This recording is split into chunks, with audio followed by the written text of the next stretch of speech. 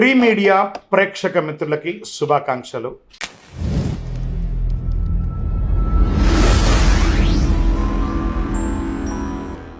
శ్రీమాత్రే నమః. సద్గురు జ్యోతిష్యాలయం నుంచి ఈ సంవత్సరం మనం కొన్ని తెలుసుకోవడం ఒక ముఖ్యమైనటువంటి విషయాలలో 2025 వార్షిక సంవత్సరంలో ఏ రాశి వారు అత్యంత అదృష్టవంతులుగా ఉంటారు? వృషభ రాశి, కన్యా రాశి, తులారాశి, మకర రాశి వారు, వృశ్చిక రాశి వారు చాలా అదృష్టవంతులుగా ఉంటారు ఈ సంవత్సరం.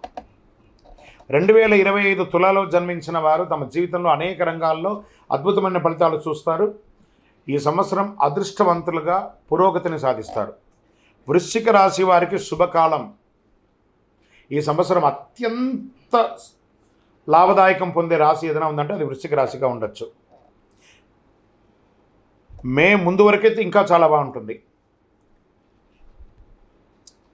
కుంభరాశి వారికి ఈ సంవత్సరం అదృష్టమా? 2025లో కుంభరాశిలో జన్మించిన వ్యక్తులు మీ జీవితంలో మిశ్రమ ఫలితాలను చూస్తారు. ఈ సంవత్సరం కాస్త సమస్యలు, స్థిరత్వం రెండు మిశ్రమంగా ఉంటుందని కూడా చెప్పచ్చు. అందరూ ఎదురు చూస్తున్నటువంటి మూడాలు. ఈ మూడం అంటే ఏంటి? అసలు మూడంలో ఏం చేయాలి, ఏం చేయకూడదు? మూడం ఎప్పుడు వస్తుంది, ఏ గ్రహం మీద ఉంటుంది అని అంటే గురు మరియు శుక్ర మౌఢ్యాలు ప్రవేశిస్తున్నాయి. మౌఢ్యం అంటే ఎందుకు వస్తాయి? మూడాలతో సమస్య ఏంటి? ఈ రోజుల్లో శుభకార్యాలు చేయొచ్చా, చేయకూడదా? చాలామందికి ఇది ఒక ప్రశ్నగానే ఉండిపోతుంది. మూడం అంటే నవగ్రహాలు సూర్యుడి చుట్టూ తిరుగుతూ ఉంటాయి. వీటిలో భూమి కూడా ఆ గ్రహమే.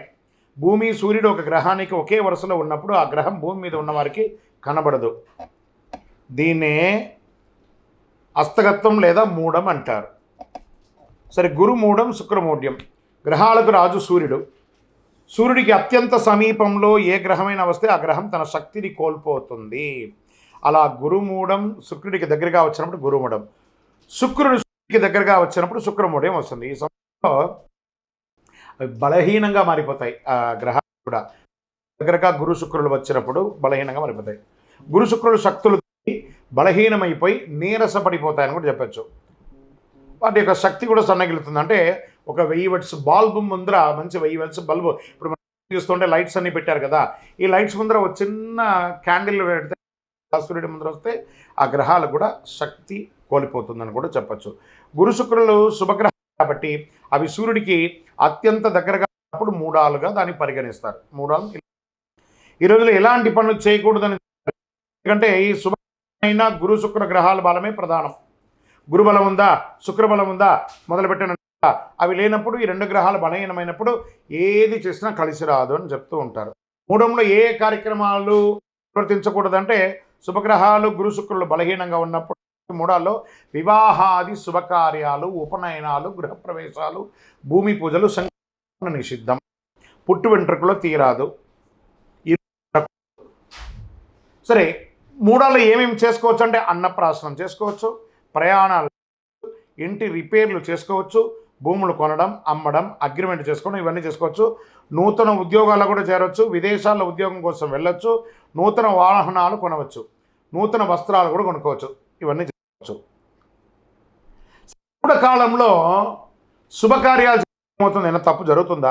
మహర్షులు జ్యోతిషాస్త్రరీతిగా పండితులను అనుభవస్తులు చెప్పిన దాని ప్రకారం మూడం సమయంలో ఏదైనా శుభకార్యం చేసినా అల్సి రావస్తుంది, కష్టం కలగవచ్చు, నష్టం వాటిల్లవచ్చు, సమయంలో శుభకార్యాలు చేయకండి అని అన్నారు.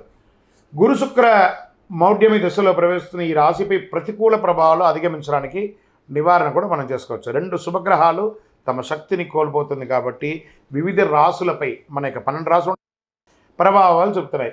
జ్యోతిష్ శాస్త్ర ప్రకారం ఒక గ్రహం సూర్యుడికి దగ్గరగా ఉన్నప్పుడు ఇది జరుగుతుంది కాబట్టి ఆ రాశులు ఎవరు, ఆ నక్షత్రాలు ఎవరు మనం చూద్దాం.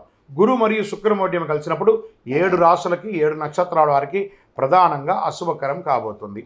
ప్రతికూల ప్రభావాలు ఎవరు రాశి నక్షత్రాలు ఎక్కువ ఎదుర్కొంటున్నారని చూస్తే మేషరాశి వారు, వృషభ వారు, మిథున రాశి వారు, కర్కాటక రాశి వారు, తులా, ధనుసు, మీన రాశివారు కాస్త ఇబ్బంది పడే అవకాశాలు ఉన్నాయి. మరి నక్షత్రాల్లో పూర్వ పల్గుని నక్షత్రం పుబ్బ, ఉత్తరాషాఢ నక్షత్రం, కృతికా నక్షత్రం, అనురాధ నక్షత్రం, ఇవన్నీ కూడా కొంచెం ఇబ్బంది పడే అవకాశాలు ఉన్నాయి. మరియు శుక్రవారాల్లో పుట్టినటువంటి వారు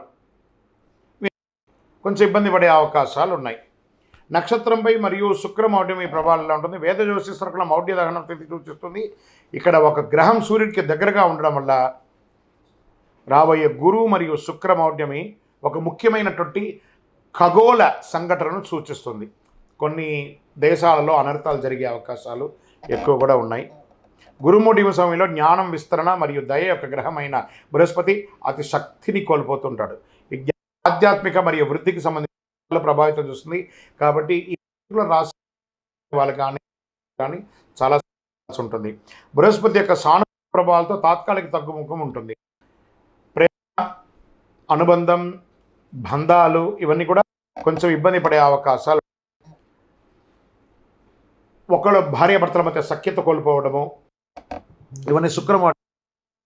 వివాహ నిశ్చితార్థాలు, గృహప్రవేశం, వ్యాపారం ప్రారంభిస్తారు. కొంత గురుమౌఢ్యంలో కొన్ని రాశులు మిగతా రాశుల వారికి లాభం అని చెప్పని కూడా ఉంటుంది.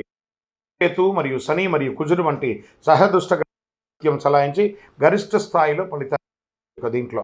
కాబట్టి కొంచెం జాగ్రత్తగా ఉండాలని కూడా చెప్పడం జరుగుతుంది. గురుమౌఢ్యమి శుక్రమౌఢ్యంలో చేయకూడనివి డేట్లలో వస్తున్నాయి అని 2020 స్వస్తిస్త్రీ చాంద్రమాన విశ్వావసునామ సంవత్సరం, గ్రీష్మ ఋతువు, జ్యేష్ఠ శుక్లపక్షం జూన్ 10 పౌర్ణమి, మంగళవారం రాత్రి 2:17 నుండి ఆషాఢ మాసం 2025 శుక్లత్రయోదశి జూలై 8 మంగళవారం మధ్యాహ్నం 3:18 వరకు ఉంటుంది.